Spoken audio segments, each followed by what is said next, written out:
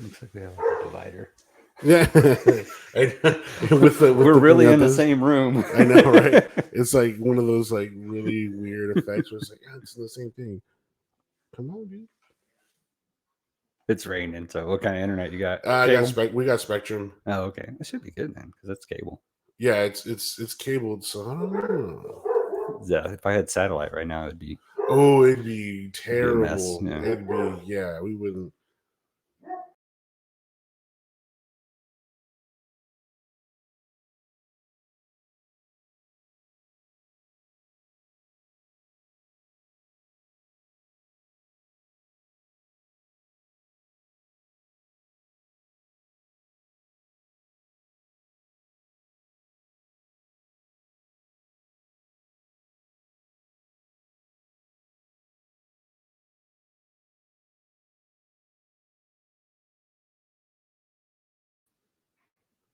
Oh, there we go. Yeah, we are live. Awesome.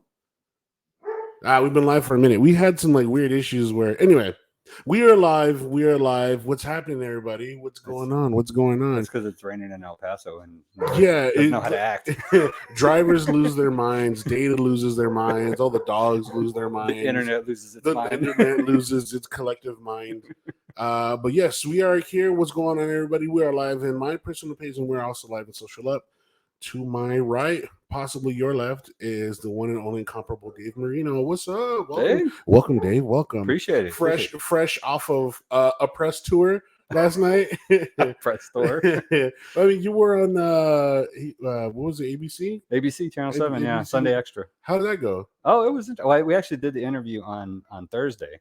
Oh, and then it was good. If you watch the whole Sunday Extra, it's like they gave my interview was on the opposition to the $246 million street bond that's on our ballot right now in El Paso. Wow. For the city, and they actually gave the city like 15 minutes to talk. They had the CFO on there and some engineer, and then they're like, defend yourself. I get on there I had 4 minutes.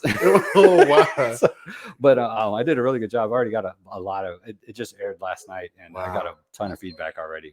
You told me impressive. something interesting that because you were when you came in, you said that Sunday Extra is the most watched news segment in El Paso. To be honest, I know I'm a political activist here in El Paso, and I'm the county chair for the El Paso County Libertarian Party. Although some of the stuff we discussed may or may not be related to the party politics, but it's going to be about libertarianism. So, one of my friends was telling me, I don't watch the news that much. He was saying that's one of the most watched, if not the most watched news program. I don't know. It just strikes me as odd because I'm like 10 o'clock on a Sunday. Yeah, right. Well, I figured everybody. And it's not even on the channel that the NFL comes on. So. Oh yeah. They don't watch it by accident. Yeah, right. They don't just roll into it after football and like they try to, because I think that's what Channel 9 does. Is that right after the football game they try to hook you with something? Yeah. It's background noise. Look, check our ratings. Yeah. But we are live with Dave. If you guys got any questions or comments or anything, throw them in the chat. I'm also going to open my phone. So whether you're watching on my personal page or on Social Up, definitely throw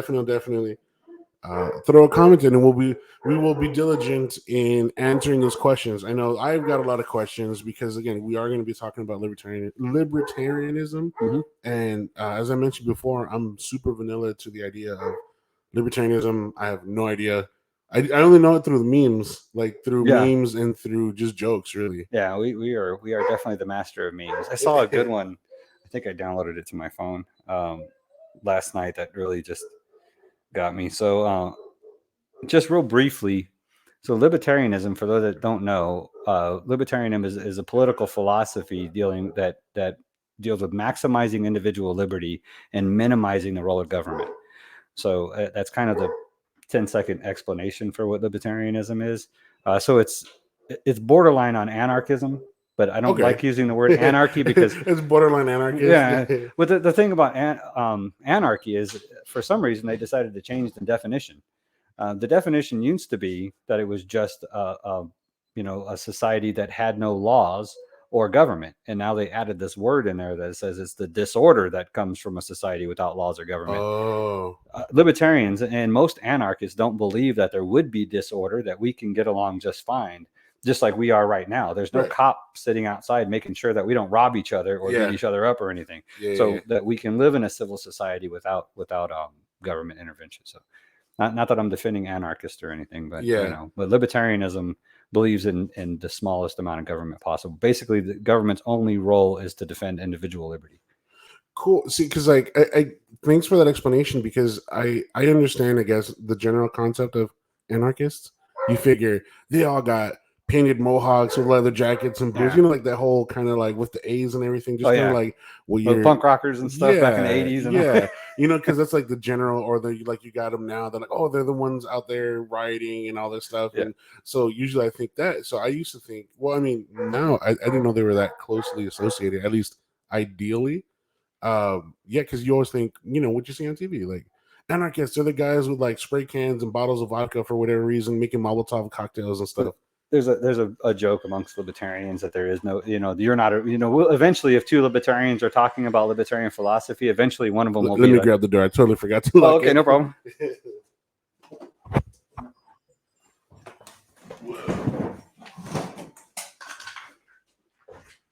thought somebody was coming in. I was like, hello, how are you? So, well, yeah, so eventually, if two libertarians are talking, eventually you'll get to a point where one of them will be like, well, you're not a real libertarian. So a real libertarian is kind of a funny joke amongst libertarians, and we'll throw it at each other all the time. Oh, well, you're not a real libertarian, So then, so somebody had just posted on Facebook something, and I jumped in there and said, hey, well, there is no real libertarians, right? Yeah. And then somebody said, well, real libertarians are anarchists. I'm like, can't really argue with that. You're like, yeah, kind of, yeah. So it's basically about government oppression. Gotcha. So the minimal amount of government oppression, because that's really the only thing that can oppress us now is government. I mean, we don't have like slave plantations and stuff anymore, Right. and stuff like that. So really, government is our only oppressor. So. I got you. And it's again, it's like that whole thing of like I had a very loose understanding of because again, you just kind of see the memes, and you kind of see the jokes, and you kind of see the so I kind of just took it as fact. I'm just like, libertarian, like, what is it? Because in my mind, I would always think like, for whatever reason, I thought the general image that I had in my head was like libertarians were more of like, what are those guys that have the 13 like on their hands? They're like they got like 13s where they got like the stars, like the three, like the Minutemen. Mm-hmm. I thought they were just like super radicalized. So Yeah. I would often associate, because not that libertarians are demonized, but they're kind of like lumped together a lot of times. Oh yeah. And it's like, oh, they're the crazy ones. They're the ones that like sleep with rifles in their pillows, and they're the ones that are like because I have a close friend of ours. His brother-in-law is one of those Minutemen guys, and he's got like I think it's like the third amendment or something. Like it's a tattoo that he has on his hands. He's like, we fight to defend. And I'm just like, dude, that's a lie. Like that's a lie. Like just be a normal person. Like so oftentimes in my mind, it was like they were really closely associated.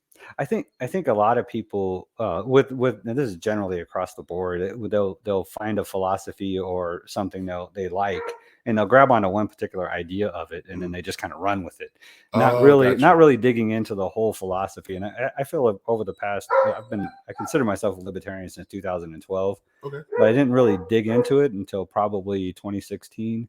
Okay. And then I've been the actual chair of the county party here since 2020. So oh wow. Yeah. Congratulations. Thank you. Yeah, this is my second term now. So every 2 years we have to be reelected. So and now I'm actually the executive an executive for our Senate district here in El Paso at the state level. So cool. Wow, that sounds very busy. It sounds very, very involved. I wish it was more busy, but I wish it was more busy with instead of like just paperwork and running stuff around it, more getting the word out. So I see. It's very I don't know if busy work is the right term, but very bureaucratic, I guess. Yeah, exactly. Yeah, perfect. Yeah, bureaucratic. It's definitely bureaucratic. Because like I think about like the systems where it's just like redundant systems for just different things. And to be honest, the like state election laws, they make it very difficult for third parties to just stay in existence. Really? Yeah. Oh yeah. Just this year for 2022, this general election cycle, the Republican Party sued the Libertarian Party to get us kicked off the ballot. Yeah, you don't So- hear about this stuff, but Yeah. So, because again, I'm like in the not I guess general majority, but I'm in that majority of people that I just think political parties are just intangible organizations. So I hear like Republican Party, or I hear like this party, that party. I just think, okay, that's just a ballot thing. I didn't know it's like an oh actual, no, it's actually a group of people. yeah, you know what I mean. Like it's just in my mind, it's just like, oh, it's just a category. Like like oh, I listen to hip hop, so I think of like hip hop as like a general category. I didn't know it was an actual Oh no, organization. they have conventions and Wow. there's people who actually identify as Republican, Democrat, Libertarian, Green Party, Independent, or there's Constitution Party. There's a lot of third parties out there. The Libertarian Party is the third largest party in the country, so the fastest growing and the third largest. So you got Democrats, Republicans, and Libertarians. Democrats, Republicans, of course, about the same size. So. Oh, wow, really? Okay, that's cool. That's why every election cycle is almost 50-50 across the board. Yeah. I mean, it's like just barely, one person gets a majority. So and a lot of times even the popular vote doesn't actually elect the president. So right. I mean, that happens quite often now. So. Right. Man, that's interesting to me. So one of the questions I want to ask is, because you said you started identifying as a libertarian in 2012, and then you got way more into it. Yes. In what would you say? 2016. 2016. Yeah. So what was that shift like? Because like how you're like, oh, I'm interested in something, but what made you take that? I guess that deep dive in, because as I'm learning about it, I know it's multifaceted. Because like we're talking about Christian, like libertarian Christian, which is different from just straight up libertarian. Well, the beauty about libertarianism is you can be whoever you want to be, and libertarians will accept you. So as long as the whole principle of libertarian philosophy, as long as you don't believe that government should force your beliefs on other people. So it's kind of the freedom of religion and all that stuff. But in 2012, I heard. By accident, I just came across Ron Paul's exit speech from Congress when he retired from Congress. Right. Oh, okay, yeah, I remember. And if anybody, it's a 45-minute speech, but it is jaw dropping. The bombs that he drops on both parties, Republicans and Democrats, and just how just eye opening. The things that he talks about across the board, from economics to immigration, foreign policy, everything. I mean, he just drops bombs left and right. So that's kind of what got me interested in libertarian thought. And then I would say in 2016, it was interesting when you asked that. I was like, yeah, what really was the transition that got me? And really the transition was when I went back to church and I started reading the Bible. And then just everywhere I opened in the Bible, it talks about freedom and liberty. It talks about, Jesus defending the prostitutes and stuff like that. Instead of he didn't say, hey, you throw this one in jail. Right. He basically, the adulteress, he covered her with his own body to protect her from law. Right. The law wanted to stone her to death, and he defended her with his own body, like he defended all of us, really. But, so when I really started digging into the Bible, and it just everywhere I turned in it, was another thing that just kept coming out at me that related right back to libertarianism. And then I found a Libertarian Christian Institute, just Googled libertarian Christians, and I was hooked. So I like I do a lot of design work, so I'm like, I like the blue on yellow because it makes it easy to read. Yes, so I can hold it back here and you can still see the text. And Doug Stewart, the CEO, I think he had a hand in that, and he kind of brags about it, that it's really nice. And this is a great book. It's called Faith Seeking Freedom. It's I think $10 on Amazon, and they offer group bulk discounts. That's why I bought this one for you. I've given one. Thank you. Give one. This is mine. You guys can't have this one. Yeah. This is so dope. And because as I was reading the back, one thing stuck out to me is right here, which is, we're convinced that libertarianism is the most consistent expression of Christian political thought. Can you kind of elaborate on that? Because I haven't read this yet, so I don't fully understand the intent behind that. If you think about political thought, okay, so you think about liberal and conservative, that's kind of what the basis of political thought is nowadays. So a lot of conservatives believe in things like closed borders and building a wall. The war on drugs is a good example. The war on prostitution is a good example. So all of these things, I don't feel, and if you look biblically, they're not really biblical. I mean, as far as immigration is concerned, I think of the woman at the well. You know what I mean? Right. That was the woman at the well was somebody that Jesus shouldn't have even been speaking to, because she was on the other side of some invisible line, Right. a border somewhere, the Sumerian. And I think it was Sumerian, right? I don't remember I'm not the a actual. theologist either, but anyways, but that was the person that, I mean, she was so important. That was the person that Jesus chose to first reveal himself as the Messiah to, Right. Right. and she was literally a foreigner, Yeah. you know. I never. Yeah. Yeah. Yeah. Yeah. So I mean, it just doesn't compute, and the whole love your neighbor thing, Yeah. Yeah. Treat others. What is it? Treat others as as you you want to wish, be the treated. golden And rule. then Yeah. there's just so many. I mean, it that does strike me that way because I mean, is that a whole thing of like God isn't a respecter of persons. God isn't. It's He's all accepting. Love is for everybody. Yeah. And then, and they in the Libertarian Christian Institute, they kind of go through. I mean, there's theologians that Mhm. are writers for them and stuff like that. So they talk about everything from the Tower of Babel. The Tower of Babel is actually considered the birth of the state, or government. Like Right. the Tower of Babel is considered like the birth of the state. See, And because the first thing I've they heard try that to before. Yeah. and the first thing they try to do is build a tower to defeat God, Mm. to conquer God. So even from the beginning of the Bible, the state or government is in direct opposition to God. Right. Yeah. So it does say that God can use government, lifts them on his shoulders or something like that, and because God can use everything's within his creation, Right. but generally speaking, I believe that government is contrary to God. It usually is God's opposition as far as who are we going to follow, Right. Right. so if you look at that's one of my favorites, is the Tower of Babel. Then you look fast forward a little bit to Samuel. I think it's 1 Samuel 8, where he talks where Israel is demanding a king, Mm. and Samuel's like, no, you don't need a king. God will be your king. And he says no. So Israel keeps insisting on getting a king. So then he just goes through the list of everything. Okay, that's fine. You're going to get a king, but he's going to conscript your sons to fight his wars. He's going to conscript Right. your daughters to be his maidservants, and he's going to conscript 10% of all your food and all this stuff, Right. your best crops and all this. So he just starts explaining all the horrible things. And if you really go back and look at that scripture, he explains all the things that government does to us now.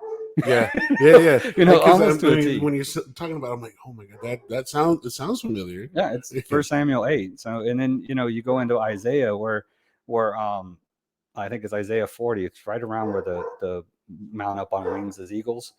Okay. It's like Yes. just before that, I think, where he talks about he'll use kings as his footstools or something like that, Right. or squashes them, and it's just all these different passages. And then the best one though is when Jesus is tempted by the devil, and he says, "Here are all the kingdoms of the world, and they can be yours. All you have to do is kneel to me and worship me." Right? And a lot of people just look at that as like, oh, well, but Jesus never challenges the devil's right to ownership of the kingdoms of the world. He doesn't say, well, you can't give me those because they don't belong to you. Right. Yeah. Right. He doesn't say that. He said you'll worship the God, God only. Right. Right. So obviously that kind of gives you the impression that Satan actually owns the governments of the world. He's speaking I about never thought about it like kingdoms that. of the world. The devil apparently has the ability. He's got more political. Well, if you look at politics nowadays, it definitely applies, right? Yeah. It's. I'll agree with that. So I have this question of because libertarian is very open. So now, you being a representative, more or less a decision maker in that party, because we know each other through church. Mhm. You serve in church. We both serve in church. We believe those things. We believe in Christianity. Do you run into? My question is, do you run into friction being a Christian libertarian with other libertarians? Because it's to my understanding that libertarianism is open as long as you don't oppress. Right. Yep, so as long as you just don't think the government should force your views on other people. So do you? My question is, do you run into friction or maybe I guess difficulties of being a Christian libertarian in the Libertarian Party as you're making decisions? It's interesting. I actually wish I would run into more challenges to being from libertarians as far as being a Christian, but I actually run into more friction from Christians about being a libertarian. You know what I mean? Really? Yeah. Well, I guess Because I can understand that because a lot of so a lot of other Christians that I meet who are very politically involved choose. yeah, they say like you see it all over the place, like vote biblically. Yeah. You know, Oh you my know, God. Yeah. Around this season, I see the bumper stickers everywhere. yeah, vote the Bible, Yeah. and I vote the Bible. Mhm. You know, but my Bible says that we should be free to make choices, It's like even if they're bad it's choices. like you should get this bumper sticker says vote the Bible and just put one underneath that says have you read it? Question mark. That might sell right there. Yeah, there you That go. might sell. There you go. There you go. I just want 0.1 cent off of every bumper sticker. Right. I got you. Have you read it? Yeah. But that's the thing the perfect example of that is, you know, if you tell Christians that prostitution should be legal, just because you say something should be legal doesn't mean that you believe, you know, I don't want prostitution to be legal so I can go out and get a prostitute. No, I don't think prostitution is right, but I don't think it should be criminalized. So I understand. Yeah. there's a big difference. So because, and the same thing with the war on drugs. What people choose to consume is no concern of ours as Christians. It is because we want them to come to Jesus. Right. Well, there's a lot of people that come to Jesus from the bottom. You know, Jesus is down at the bottom. Sometimes Jesus is the only thing down at the bottom. So I was having, I forgot who I was talking to. I was talking to somebody. If you're the person I was talking to, I totally forget. But we were having this discussion that how do we say it? I forgot who I was talking to, but I essentially said this: atheism is a rich man concept, and I explained it like this: someone who believes there isn't a God or a guiding force or anything like that doesn't have to want for anything in a lot of the areas of their life. Because I explained it like this: I'm like, there's a reason why a lot of prisoners, death row inmates, there's a reason why a lot of people whose lives are in shambles find God. Oh yeah, because they have such a great need in their life. They have such a great thing. They need that guiding force. They need that healing. They need that restructuring. They need that hope because they've lost something or they don't have anything anymore. And so they go to God, the one who can, you know, fix you, solve everything. And I told them, I'm like, people who don't lack have that luxury. And I'm like, atheism is a rich man concept, and it's like that's an interesting principle, right there. And we were just having this discussion because it's like because we were watching I was watching a couple podcasts, and it was just like because now podcasting is getting a lot more popular, a lot more prevalent.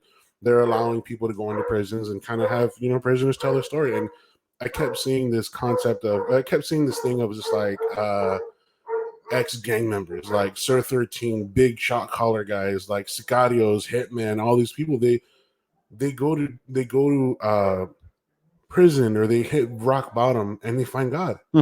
And they all say this, not all of them, but most of them generally say the same thing. They're like, I found love, I found acceptance, redemption. I found redemption, I found I remember one of the podcasts I was watching, this guy got locked up at the age of 15, and he got life in prison at the age of 15. Oh wow!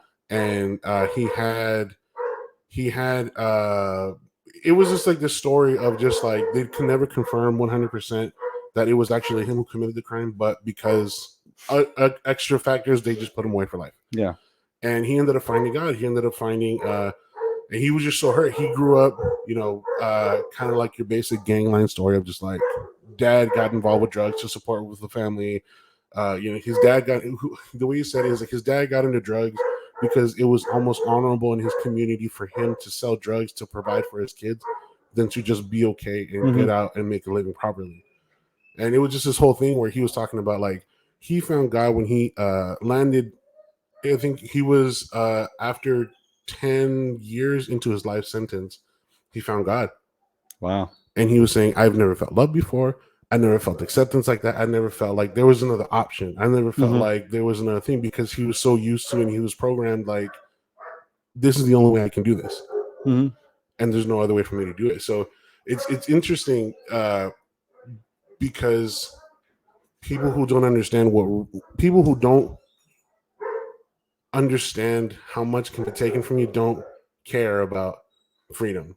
Does that make sense? Like people who they're like, oh, don't fix it. The whole don't fix it if it ain't broke mindset. But if I'm broke, that's different than you're broke. Does that make sense? Yeah.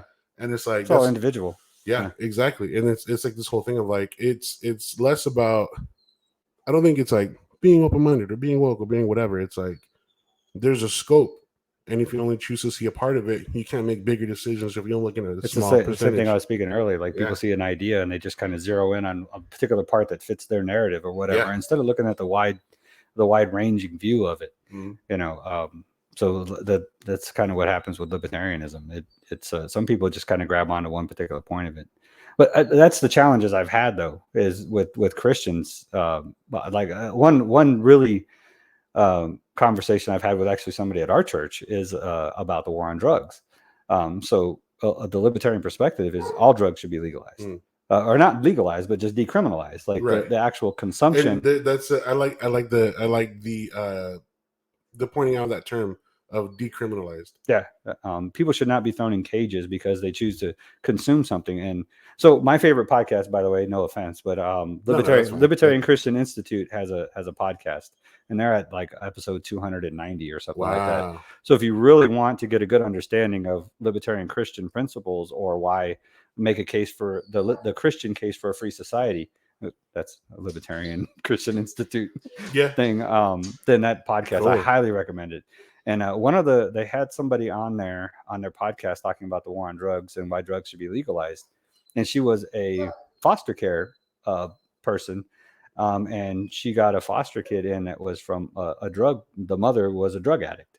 Okay. Wow. And, so the mother had visitation though. And she had this idea that because the mother was a drug addict, she was this horrible person and, all this thing. And then come to find out, she's a loving and kind and gentle mother. I mean, just a really great person, and it just threw her completely off. So then she really started looking at the concepts of drugs and addiction and stuff like that. And she realized that, this is all scientific.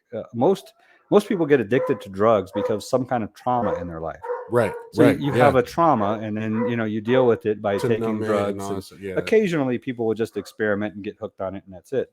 But usually, it's caused by trauma. Now, the way you cure trauma is not by causing more trauma, but that's exactly what we do as a society when we criminalize drugs. So somebody deals with the trauma by getting addicted to drugs, and now we're going to arrest them and throw them into a cage, which is causing more trauma. And then they wonder why when they get right back out, they end up back on drugs again. They can't function. It only takes one small trauma after that in order to get them right back on drugs again. So, we can't deal with trauma by causing more trauma. We have to deal with trauma by treating the trauma. And then you can save people off drugs. That's why, almost a 100% cure for drug addiction is Jesus. If they find Jesus, then Jesus is the cure for all trauma. So I remember when it's funny that you phrase it like that, because I was having a conversation recently. So my parents were pastors and my grandparents were pastors, so ministers for a very long time. Grew up in church. My first steps went to church, etc. I remember when we got to Colorado. Colorado had just reopened prisons for ministries and stuff to get back in there. And I didn't know they had it closed. That's horrible. It was like this. It was like this whole thing where they didn't allow ministers, or it was like, I don't remember the exact things, but in that particular area, they were just like they weren't letting people come in. It just for whatever reason. But when they reopened it, prison ministry started to kick back again. One thing that I think our fellowship, it was our fellowship. What they did is they started a ministry called Breakaway, and it was like a street focused ministry, but it was in the ethos and this thought of just like, it doesn't matter who you are, it doesn't matter what you've done, just come and leave everything, because you don't have to take it away.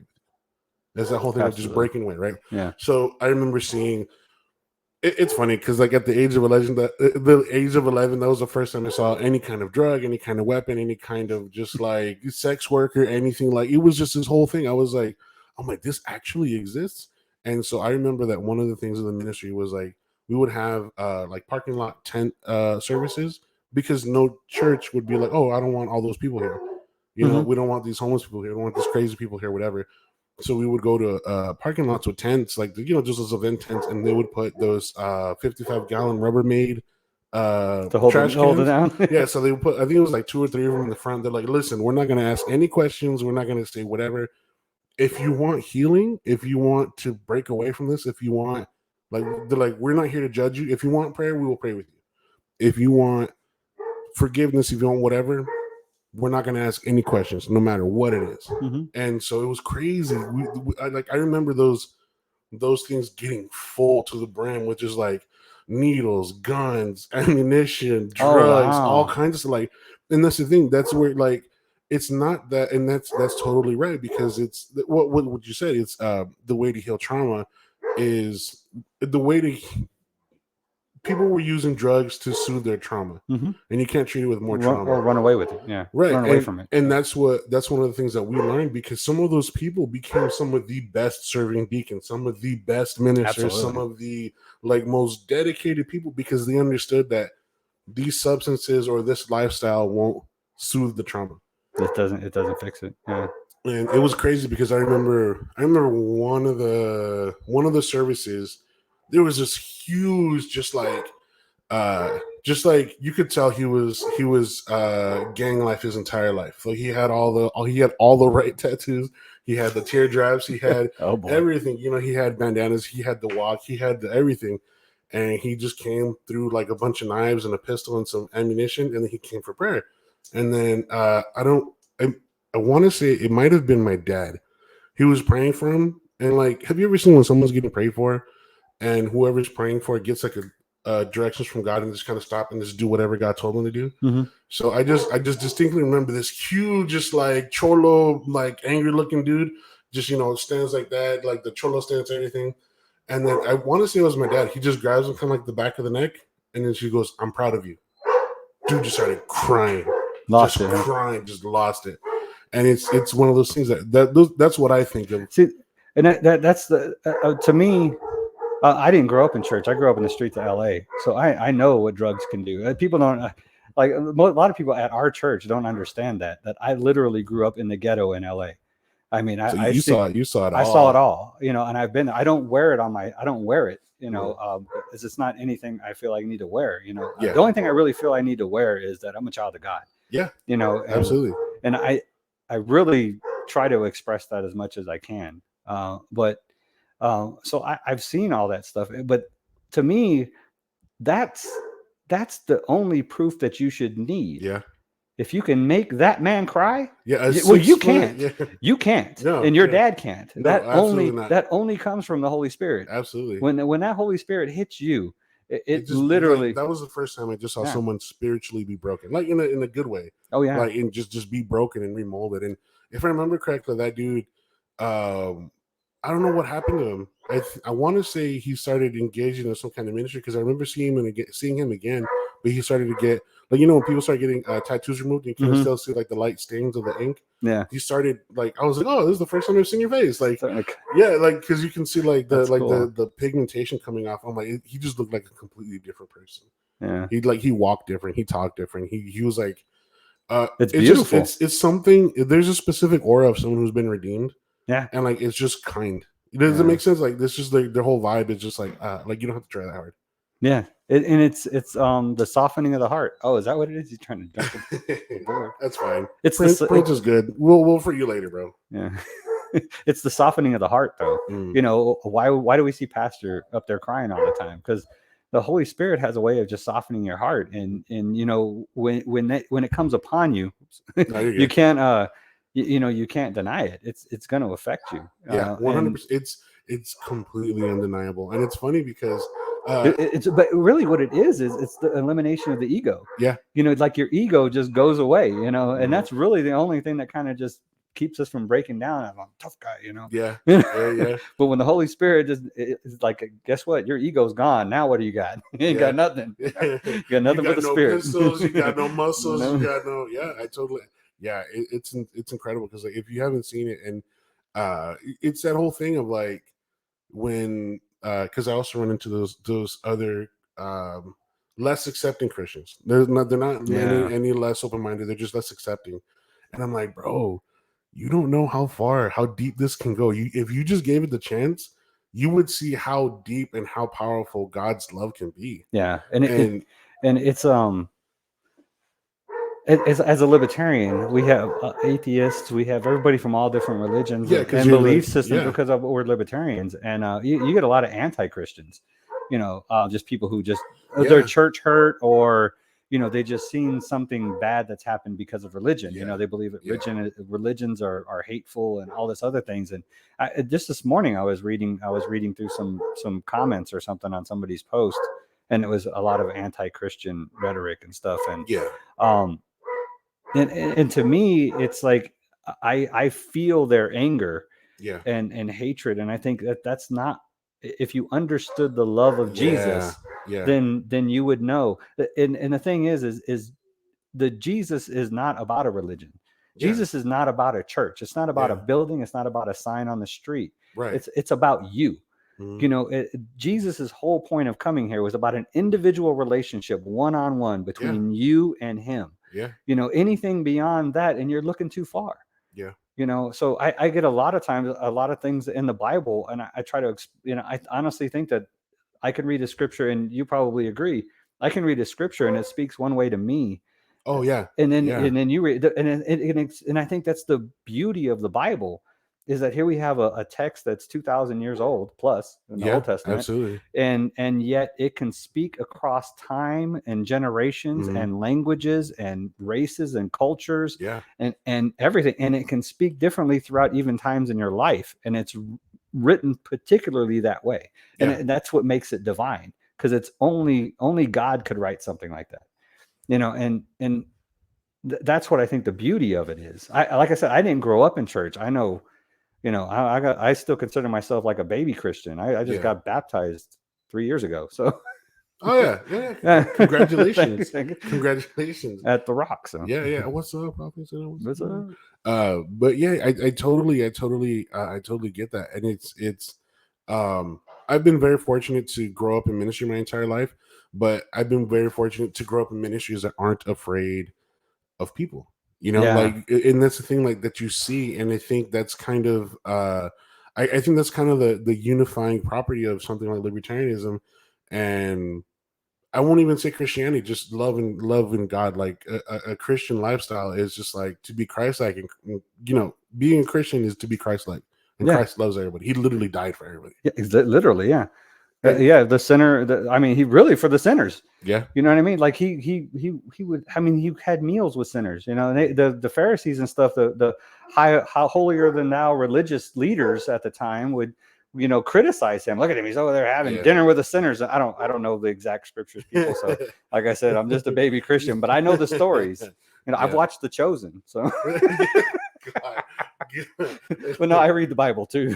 So, but Shout out to the Chosen. It yeah, was on the Discovery right. Channel, right? Shout out to Angel Studios and but yeah, it's amazing that's what he did. He smelled like sheep, Yeah, as Pastor Asa would say, yeah, right? and that's such a good term because if I always think about there's a thing I think about a lot, like Oh, but he said, because he says the sick need the healer. yeah, I think that's what he says whenever the Pharisees challenged him oh about yeah, eating with yeah, the sinners. He yeah, was like, "Well, the healthy don't need the healer. yeah, that's The true. sick are the ones that need the healer." So It's funny because like when I think about it a lot, I was like, if churches, and I don't want to sound, it's going to be a little polarizing, but if churches were able to rely fully on themselves, how do I say this? If churches fully followed their agenda, then Jesus would come flip over their tables in their lobbies. Does that hmm. make sense? Like, Mm-hmm. because that's the way I think about it sometimes. Because a lot of times, in my experience, in my caveat, in my experience, because I've worked with plenty of ministries, I've worked with, to this day, my favorite ministry of all time is The Rock, because Pastor Eric is one of those who follows God so closely that whatever Pastor Eric can effectively plan, God's like, thank you for planning that, but this is the way we're going, and he'll listen to Exactly. him immediately. Yeah. And it's funny because I've firsthand seen that all the preparation that Pastor Eric will make with like the entire staff and everything, all those resources. Because if you know, Pastor Eric is an incredible planner. So Mm-hmm. it's funny because there's times where he'll do all this preparation for such and such event for such and such time, meticulously planned. And guys like, cool, we're gonna do this, and then just like completely pivot. But all those resources that were in for that were the exact resources that he needed for what God wanted to do. You know, it's an interesting testimony, and I'll just be brief with this, but I'm pretty sure besides Pastor Yaisa, I'm the one person that's known Pastor Eric longer than anybody else, with the exception of Pastor Yaisa, because we were in the Army together. And oh, no way. I remember you mentioning that a long time ago. Yeah, absolutely. And I tell you, knowing him, he gets up, he jokes. It sounds like a joke when he's like, I was a thug before and all this stuff, right? Yeah. And everybody just kind of laughs. No, he for real. I knew him back then. I knew him BC, and just to see just mind-blowing transformation of that man from what he was, to what he is now, is just like, if you don't believe in Jesus, then you I literally, I didn't go to the Rock when I first found out he was opening the church. I didn't go because I thought it was some kind of scam. Yeah, I thought this has got to be a joke, right? And then it was like 4 or 5 years later, I see the sign, the billboard on the freeway. And then right there on I-10, and I actually got off the freeway and circled back to make sure it was him, and I was like, wow. So I went and went. That was the old billboard when he was like that, like on the singing on the billboard. That was the first one, I think. I think so. It was probably 5 years ago. So And then I went to the church and I seen him, and he's like, and he still remembered my name, and hey, Marino. You just called me Marino, but that's you only go by last name. Yeah, in the military, because I think that's what's in your tag, right? So, but then just to see him smiling and loving on people, and the kids, I was just blown. I was like, this is not the same. Wow. This is not the same person. Yeah. Oh yeah, absolutely. Like complete transformation. I think I've only ever seen, because I used to be the media director, and so I would deal with like a lot of the pictures and stuff. And I've only ever seen one picture, and it was on Pastor's deployment, and he was singing, but he was in like his PT uniform. I posted it. Yeah, I posted that picture. He had a gold grill. Yeah, and it's a really bad picture. I was like, bro, that's so funny. I'm just like, this is crazy. And then every once in a while, they'll share their anniversary photo. And I'm just like, man, it's just crazy to see that kind of transformation. Yeah, and like only that only kind of transformation comes from it's the power of God. It's the power of God, and then the understanding of being open and not getting caught up in the mechanics or in the bureaucracy of all that. And I think and I think that's been a driving force, is that, he has always followed God. I ran for state Senate for SD 29 here against Cesar Blanco and Bethany Hatch in 2020. Okay. And when I ran for office, I of course I had to let my pastor know. And so we actually had a meeting and talked about it. And, we talked about some of the political things, but he never once, tried to manipulate my political beliefs. He just wanted to make sure that I was staying biblical. Yeah. That I wasn't compromising my soul in running for politics. Now I actually believe that, well, I don't know if I will say it personally. I'm morally opposed to running for office. I think that there's something wrong with the human being that wants that power. Yeah. Because it's literally the power to kill. Yeah. So any law that you institute or put into effect or agree with, you have to be willing to kill in order to uphold it. Yeah. Any law. So you think of jaywalking. So if you get jaywalking is the most minor thing, right? Yeah. But if you get fined for jaywalking and you don't show up to court, then they're going to put out a warrant, and then the cops are going to come. And if you choose not to go to the cage when the cops come, then they'll kill you. Yeah. And we see that happen time and time again. So there's a Yale professor who actually starts out his, I think it's political science class, and he starts it out with saying, don't ever agree with the law that you're not willing to kill to defend. Wow, which is a really scary thought. Yeah, I've never thought about it like that, because I have a different understanding of that, because at least for me, in my experience, has always been sort of a racial bias, and that's an entire can of worms that I won't get into. But it's one of those things like simple things mean different for someone like me or that looks like me, because like, oh yeah, if I get pulled over, immediately it's go time. You know what I mean? Like, I'm just like, I can't move quick. I can't. I have to breathe calmly. I have to put my hands on the wheel, palms up. Like, there's a whole procedure.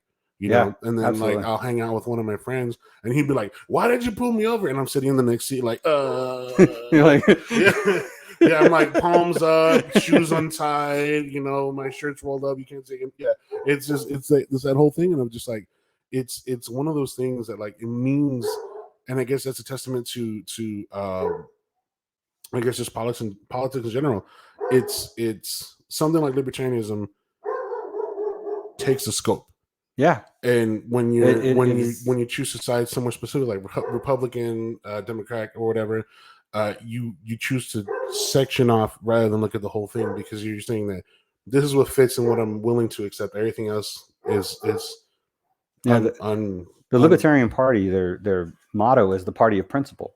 So I mean, really now it's the Libertarian Party is the only party of principle that I can see. Like the only principle, our principle is the non-aggression principle, which means that you have no right to aggress on Mm, another person for any reason except for self-defense, and that includes the government. mm. You know, like for some reason we believe that the government has a monopoly on murder. You know, and nobody can get away with murder except for the government. Yeah, it's You true. know, Yeah, or it's minions. yeah, So whether it be military, police, or whatever, but the government is the only one that can get away with it, and they do it all the time. You yeah, know, and it's just mind-boggling that we don't see that.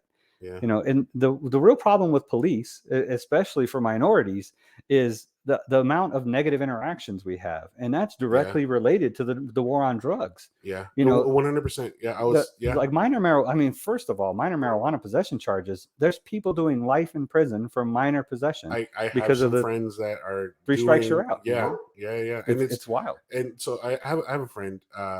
He had and it's funny because you talk about like jaywalking and like minor Hmm. infractions. It's crazy how scalable minor infractions are. He was literally, you know, on his proverbial third strike because of moving violations, and he was riding with a friend who had over the legal limit of marijuana in his on his person. He gets pulled over because broken tail light, whatever. Hmm. He's now serving a really long sentence because of a third strike that it was incidental, and it's like that just immediately. Hmm. So that's a serious problem. So all of these laws that and it's people, and unfortunately it's a lot of Christians Mm, that think this way, like, oh, because the Bible says it's wrong, you know, be sober, be vigilant, and all that, you know. mm, And I don't have any intention of you know, I don't want to go shoot up heroin or anything like that, but I don't think that people that do, I don't think that's the way to heal them, yeah. is to throw them in a cage, Mm. you know. And I think that If anything, it makes it worse. the more laws that we have on the Yeah. books, the more chances of having a negative interaction with police. Mhm. You know, and for minorities, like you said, you have a totally different mindset, and I Yeah. didn't understand that for the longest time. But I did a podcast, my podcast in 2020. I did it for Mhm. just about the whole election year that You year. gotta you gotta relaunch it. You gotta relaunch it. Yeah, it's called Libertarian Dave on YouTube, so you can go check it out. Do it right But now. my partner, we basically did the podcast together. Old buddy of mine, I haven't talked to him forever, but he was African American too, and you know, he kind of would bring those things up a lot, and I just listen, you know, Yeah. like he'd be out in a neighborhood right in the Northeast El Paso pulling weeds and stuff, and the cops would pull We'll up and just roll just up. they just Yeah. stop in front of his house to Like, see if what he are you would doing? run. Yeah. Yeah. Yeah. And it's even me, like living in a quiet neighborhood like this. It's happening. It happens. Yeah, Even in a place you would think of like as like for El Paso's what like 72% yeah, Hispanic, you know, right. and that stuff still I'm a happens here, minority. and it's just like, yeah, it's the wildest thing. Yeah. It's the wildest thing. Like, And it's inherent prejudice. I mean, you know, I actually toured Auschwitz when I was in Germany, and Auschwitz wow. there's two doors, Mhm. and one says prejudice and it's in German, but one says prejudice and one says without prejudice.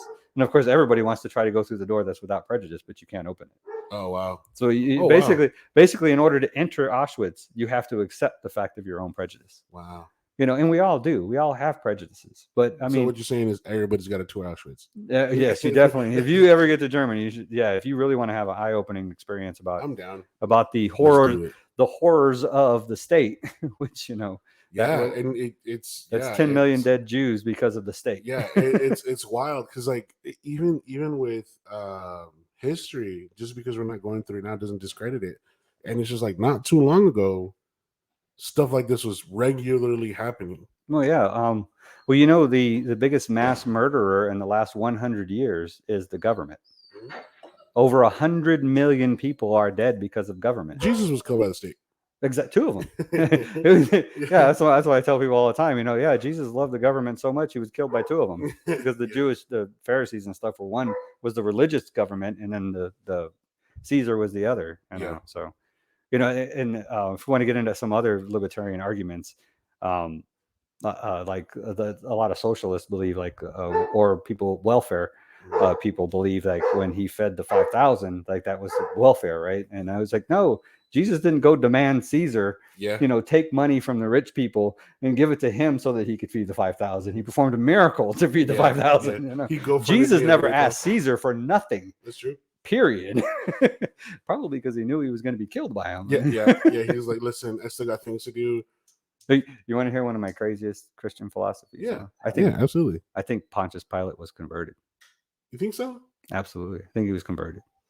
I don't have any proof. The only proof I have is this. You know, I'm thinking about it. I'm like, how? The only proof I have is this: is when Pontius Pilate tells Jesus, "Don't you know I have the power to kill you?" Right. And Jesus says, "The only power you have is that which was given to you by my Father." He challenged a Roman governor's power in his own seat. And then Pontius Pilate still walked outside and said, "I find no guilt in this man." Oh, yeah, you're right. If it would have been me or you, we done. Whatever. You're like, I don't have no power, but that. Oh yeah, you're gone. He would have turned around and said, "You know, you're executed. Give me your sword." But not Jesus. Yeah, he'd have been killed right then and there. How egotistical and power hungry those Roman guys. You had to be in order to move up the ladder to that point to be governor. Yeah. You know, of a I think it was of Jerusalem, right? I don't know, but Pontius Pilate was a pretty powerful of the area. He was a pretty powerful person in the Roman Empire, and for him to say you have no power, for Jesus to tell him that and not be killed, he was converted. I mean, to be fair, those are some pretty cool last words, right? You have no power. So that you was ain't got no power. Yeah, that's great. Yeah. So I kind of want to kind of pull it towards an end here, and did we get any questions? Oh, I haven't even checked, to be honest with you. I told you I can ramble. So. No, that's fine. I enjoy the conversation because again, I'm pretty vanilla to the whole concept, so I didn't. And before anybody brings up Romans 13, you have to take Romans 13 into context because that's the one that says the government is a gift from God or what all that nonsense. But anyways, it's not nonsense. If not nonsense. But if you take it into context, you know, Paul is writing to the Romans. Christians in Rome, you know, is he supposed to tell them that no, you're not supposed to obey authority? In that case, the Christian Romans wouldn't exist anymore; they'd have been killed. Right?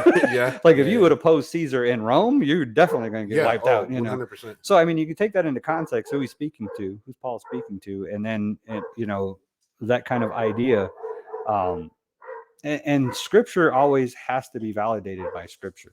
And I gave a good 4 or 5 examples of where Scripture shows that it's antithetical. I think it's the anti to God. That it's always usually against God. And then you have Romans 13, or I think it's 1 Peter or something like that, where it talks about government is given to us by God and stuff. So so you take it into context, and so that's usually the big Christian argument for the state. Yeah, and I run into a similar issue where, because I do a lot of creative work. I'm a creative professional in like my actual job. So I run into a lot of people who... You don't do this for a living? Not yet. Coming soon. Right. But like I work sound, I do a lot of graphic design. So I end up talking to a lot of artists, and it's funny how similar their arguments are to people upholding that prejudice. And I was like, well, we can't do that because of this. And I'm like, dude, you guys are literally on the same side, but you choose to label it differently, but it's counterproductive because you guys are arguing about the same thing in a different color. And you see that a lot in politics. Yeah, and it's a perpetuation. So that's why it intrigues me that something like libertarianism is actually deciding to bring that to light. Like, hey, listen, just because you think it's bad doesn't make it detrimental. Like, it's very much about dealing with the core of the issues, because it's like you can fight somebody for a parking spot, but you don't even have a car yet. Yeah, You know, that's kind of it too. and it's like, what does it matter? You know? Yeah, and you know, what was I going to say? Martin Luther King said the only way to turn an enemy to a friend is with love. Yeah, You know, yeah, he and said that. Yeah, it's an absolute truth, and I think that's one thing that our political activists and stuff forget about. mm. You know, I deal with this all the time. Like, oh, you know, don't go speak to that person because they're Democrat, or don't go speak to them because they're Republican and stuff. I'm like, no, I'm never going to be able to grow libertarianism and be able to free people's thinking Yeah, from this confined, you know, well, government has to, you know, I only want authority if it's my version of the authority. You yeah, know what I mean? Like they want government power if it's only going to be like the their version, power. their version, right? Yeah, And the libertarians, and that's why it's so hard for libertarians to win, because we don't want to enforce anything on people. We actually want to repeal things. mm. So it's really hard. It's like trying to you want a job so you can not work.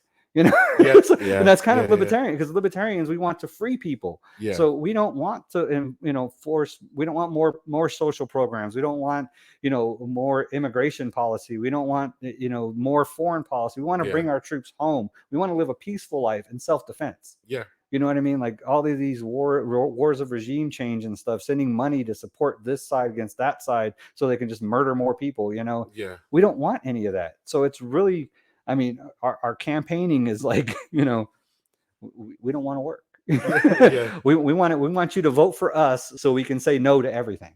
So You know? would you be like Dave Marino 2023? Just chill. Like Yeah, that's right. Yeah, that's pretty much it. Like vote no on everything. You know, yeah.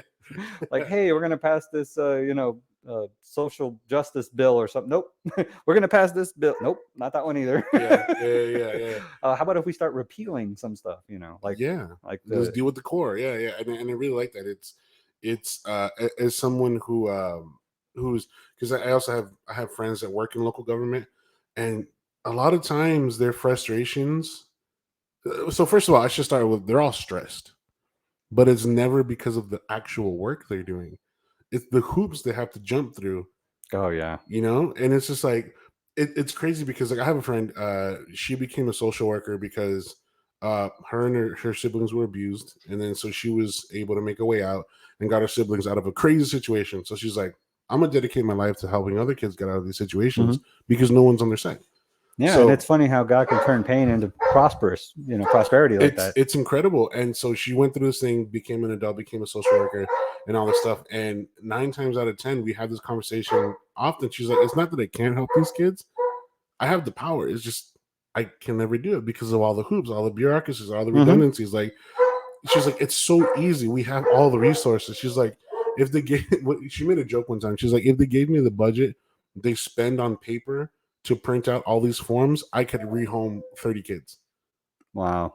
And like she said it jokingly, but it's true. And it's like the welfare system, with which, you know, I don't have any problem with the welfare system. Doug Stewart, he's the CEO for Libertarian Christian Institute. He says all the time, you know, we have an argument against the welfare system as libertarians, because the government is just horrible at managing it. They literally 2/3 of your money goes to admin and 1/3 actually goes to welfare. Right. And then if you flip that around, private practice, it's 1/3 or less for administrative costs, and 2/3 or more, sometimes 100%. Yeah. You know, some of these nonprofits and stuff, literally 100% of whatever you donate goes to help the needy, you know, on the private side. And if you don't think that we have enough compassion in this world right now to, you know, supply for everybody, then you haven't seen all the churches that stay open.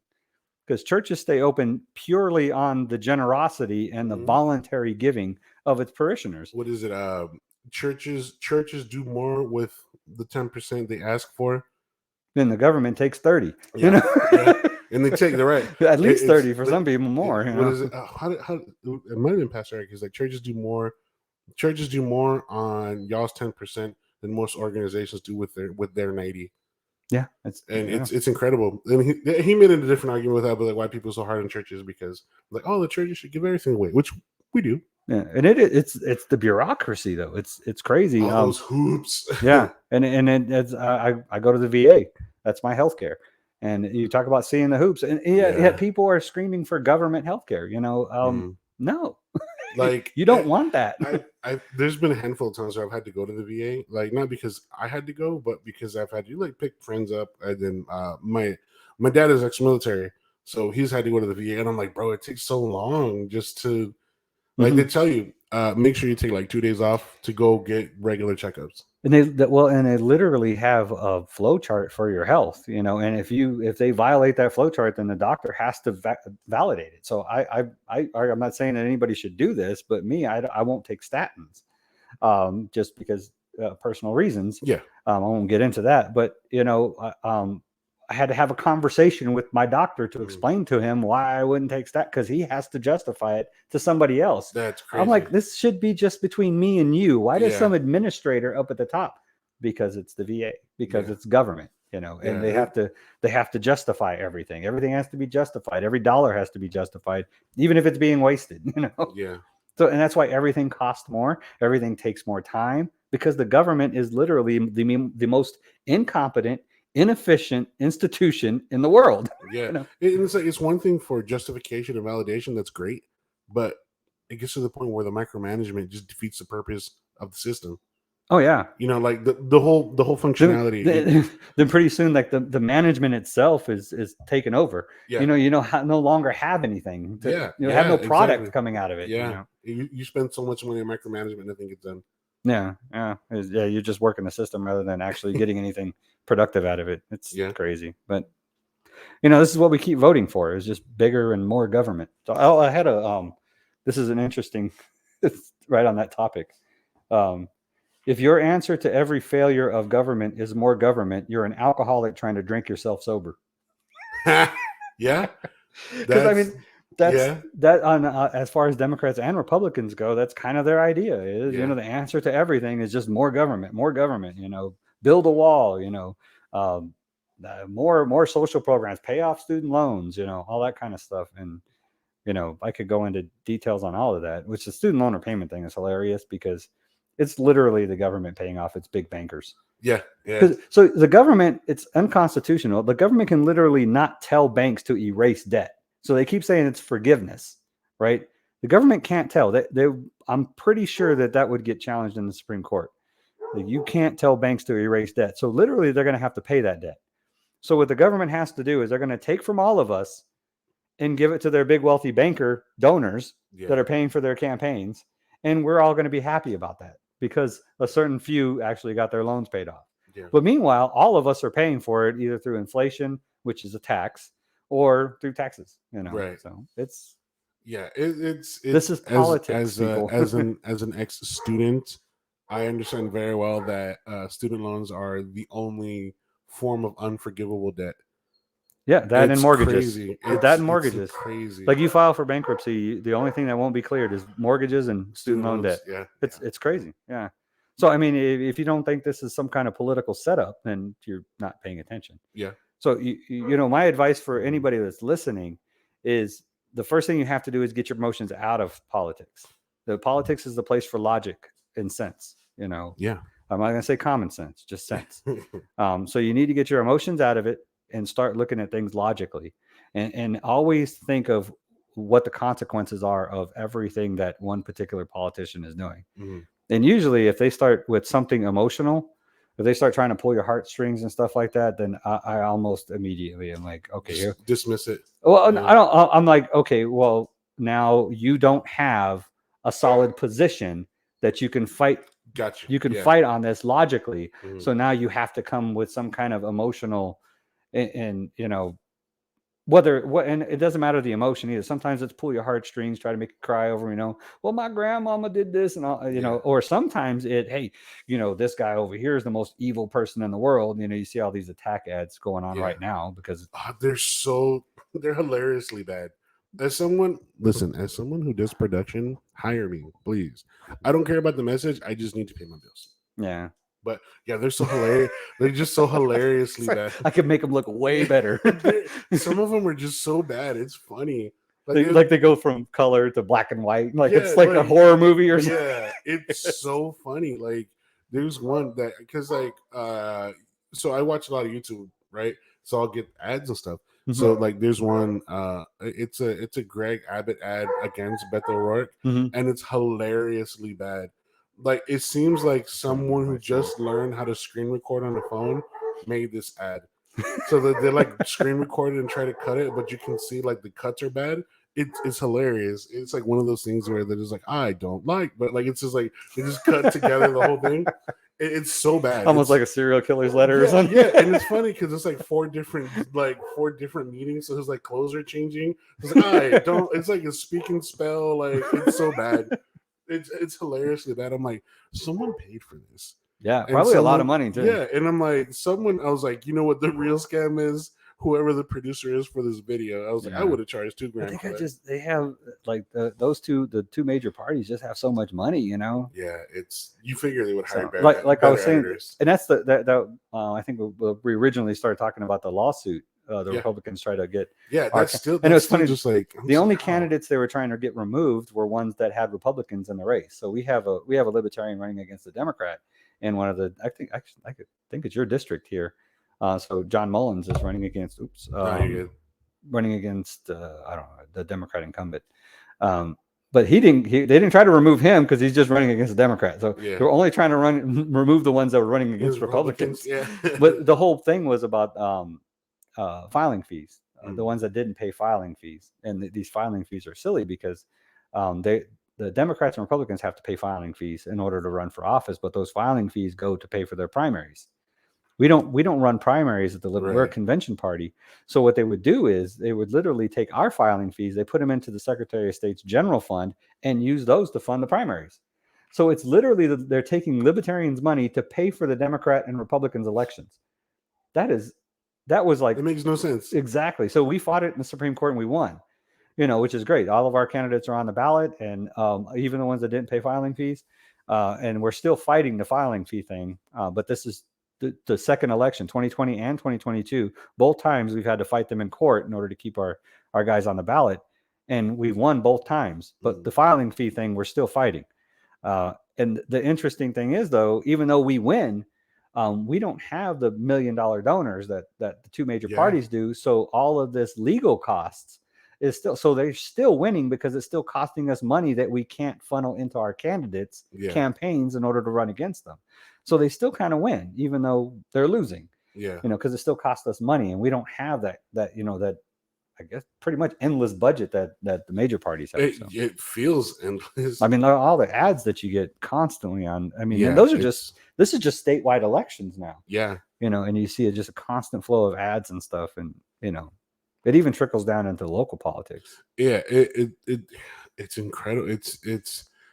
When it's incredible, not like it's positive, but it's just mind blowing how deep it goes. And it's all emotion driven. That's I think. I think like there's no there, I very rarely see any kind of logicality. And it's really sad because this is what's driving our political environment in our country right now. But when you get down into the trenches, like I've done this election cycle, being at community forums and I talk to Democrats, Republicans, other libertarians. I talk to people who are independent kids, college students, to elderly people. And what you can, if you approach it, you can have a compassionate and conversation with somebody. But then in the I guess the bigger view, it all of a sudden becomes this emotional, and I think it's a lot of it's social media driven too, but it just becomes this emotional tirade on both sides. And libertarians get caught up in it sometimes too, but it's very easy to get, because it's like once you start pulling politics, in my experience, when it comes to politics, people who can't separate the logicality of what politics is supposed to be take it as an assault on the character. Yeah, and then they just get so defensive, and it's like it has nothing to do with you. And it's really, I mean, and if you're when you start speaking about politics to people, and I try to tell like candidates and stuff this too, like you have to be very careful because some people take this stuff very personal. Yeah, like that's how they identify themselves. Yeah. I call myself a libertarian, more on the philosophy side than on the actual political party side. Yeah, I mean, I vote Libertarian Party most of the time because I think that's I'm actually morally opposed to voting for any of the other two parties who insist on murdering people around the world. Yeah, I can't be party to that, so I'm not going to vote for that. I vote straight party Libertarian because I believe that they're the the most peaceful party in the world. They're the least likely to murder anybody. Right. So, Yeah. And so that's my morality, but like I said before, my identity is just as a child of God. That's really the only label that I really care about. Like, you can call me anything else, but just don't call me not a child of God. Yeah. So, Yeah. and I believe libertarianism is the best philosophy to support that. Yeah. It just, yeah, it seems like that. Cause I mean, again, I've spoken to, Christians who are Democratic and Christians who are Republican. And it's like, it's such a conflict. It's such a conflict. Like, they always look conflicted. They always look conflicted. They're like, because it's like, God loves everybody, but you also believe, and they're like, yes, but no, but yes, but no, but yes. God loves everybody, but this guy should be thrown in a cage because he has a vape with THC in it. Yeah. Yeah.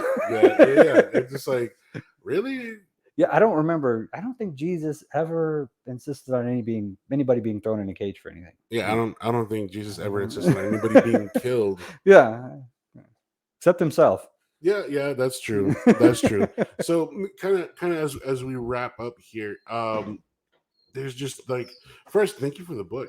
I'm really gonna read this. Yes. But the thing I kind of want to close with is again, for someone who's very very vanilla and very underexposed to libertarianism and even specifically Christian libertarianism, what would be your kind of like final things for someone like that to think on?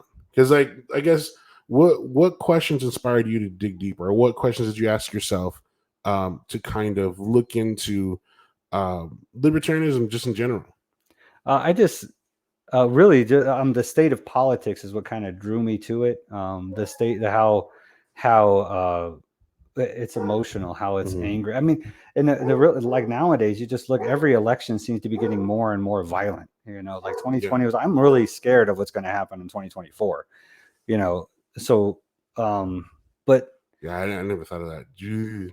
Yeah, so I mean, as violent as 2020 was, even coming off a pandemic, I think that might have kind of fed into it too. Everyone went stir crazy after lockdowns were just like, we need something. Yeah, so I think everybody might have busted out, but if you think, as far as like I mean, Jesus was the Prince of Peace, and really the only thing unpeaceful in this world right now is government. I mean, most people are fairly peaceful and they live in peaceful harmony with each other in very diverse communities. I mean, El Paso is a perfect example. Very much so, yeah. How diverse our community is politically and socially, culturally, and everything else. And yet, we can live together peacefully. The only non-peaceful entity in our world right now is government. They're the ones that come at us and want to force things on us and use force in order to do it, to the point of death. So libertarianism reins that back and reduces government's authority and power over us in our lives. Now, this isn't to the point of anarchy. Your liberty ends where mine begins. So you're free to do whatever you want as long as it doesn't interfere with my freedom to do what I want. Yeah, that's kind of the concepts of libertarianism. And I think that kind of goes right into Christianity and how Jesus would want us to act with each other. The love your neighbor thing is just key. Love your neighbor. You can't do that if you're trying to force your opinions on them. Even if it's Christian opinions, that's not loving your neighbor. You're not gonna hate somebody into Christ. Yeah, it's only through love. Yeah. What is it? God may be a jealous God, but he's not an oppressive God. Exactly. Yeah. That's over. That was over when Jesus came. Yeah. The Prince of Peace, and yet we're supporting governments that fight wars around the world and insist on enslaving people, which is the prison system is pretty much our modern day enslavement, and which it's in the Constitution. Yeah. And slave labor is okay if you're in prison. Yeah. It's funny because it reminds me of Lecrae. He has a rap lyric that says something. He's like, I'm out here whipping that bass that you want. He said, I'm whipping that bass is what you want me to say. But if we're caught out here selling $30 rocks, then we'll both be a slave of the state. Facts. And then Lecrae said then? yeah, Lecrae said it's I know Lecrae, and you're just like, what? I remember hearing it, and I ran it back, and I was like, what? Bars, like, and it just made so much sense because he's like, that's exactly straight libertarian right there. And he's just talking about it. He's like, what's the point? Like, he was talking about because Caught selling rocks. So this is literally a consensual transaction between two consenting adults. Yeah. Like, I have this product, you want it, give me your money, I give you this product. Mhm. But the state says it's illegal and can throw you in prison and enslave you for it. Both of them. Yeah. Madness. Both people. Yeah. It's madness when you look at it from that perspective. Yeah. You know, even whether the product is harmful to you or to society in general, it's kind of regardless, it's irrelevant. It's a consensual transaction. The transaction itself shouldn't be illegal. Now, what happens after that transaction or whatever actions you do while you're high or whatever after that, now that's illegal when it harms somebody else. You know? Like absolutely. If you decide to go rob somebody, that's what people are like, well, you know, people who do drugs, they go rob people to get more drugs. Well, robbery is already illegal because now you're interfering with somebody else's liberty, you know, but the fact that they're on drugs is not illegal. It shouldn't be illegal, you know? Yeah. It's like, what is it? Who's justified? The man rob. So is it a crime to rob? What is it? What's that philosophical question that gets thrown around a lot? Like, if a man robs a store for bread, is he wrong even if he's trying to feed his family? Absolutely, yeah. And it's like, well, yeah, him feeding his family is not the problem. It's the robbery. Yeah, yeah. And it's funny because it's like, well, morally, it's like, no, dude, the robbery is the problem. Yeah, well, he's morally correct for trying to feed his family, but he's not morally correct by robbing somebody else because now he's taking from somebody else's family to feed his. And I guess to kind of bring it back full circle, that's what I thought about when I was listening to this man who got at the age of 15 got sentenced to life because he robbed somebody to feed his family. Oh yeah, it happened, and it's insane. And that just goes into, you know, excessive penalties for stuff, and there's a whole nother thing. This will be a whole nother podcast if we got into it. The libertarian philosophy of criminal justice is a philosophy of restitution. So that, like, when somebody robs you, they get to rob you 2 or 3 times because, like, they'll steal your money, and then when they get arrested, they go to jail, and your tax money pays for them to live in jail. Yeah, you know, and you never get paid back what was robbed from you.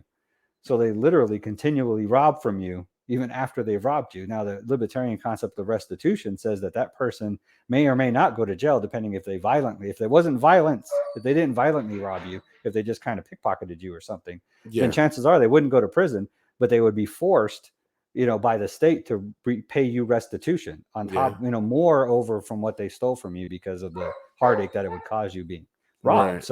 It's the concept of restitution, and it's what's seriously missing from our criminal justice system right now. There's a lot to chew on.